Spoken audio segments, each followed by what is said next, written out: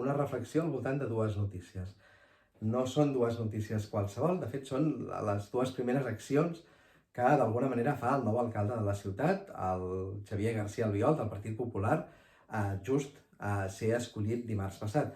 La primera és una visita a l'agrupació de Càritas, al barri de Bufalà, i la segona, pròpiament, no és tant una notícia com una declaració o un anunci en la qual el polític populista, el polític conservador, anuncia que està sospesant recuperar la unitat Omega, la unitat antidisturbis. És una mica la política de l'aspirina, actuar sobre els símptomes.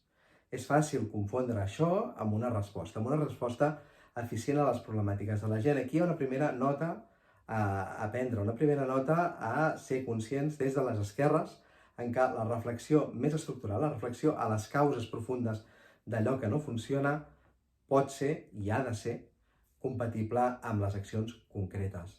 I fixeu-vos que no només no va a les arrels i actua sobre els símptomes com si tot plegat es donés per descomptat, com si la gent fos pobra per designi diví i la gent fos incívica perquè senzillament és mala persona, no per unes raons estructurals. No és només que no va a les arrels d'allò que no funciona i, per tant, no hi ha una voluntat de solucionar de veritat aquelles problemàtiques.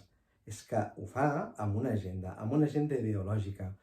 I des de les forces d'esquerra hem de recuperar les receptes pròpies.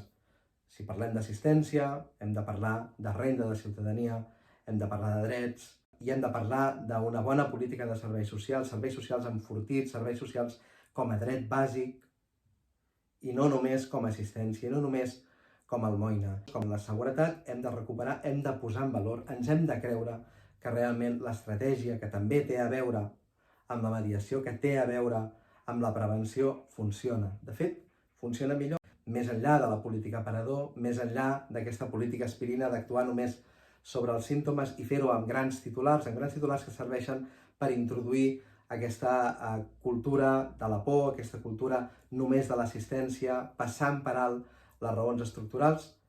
Fixeu-vos com hi ha alternatives.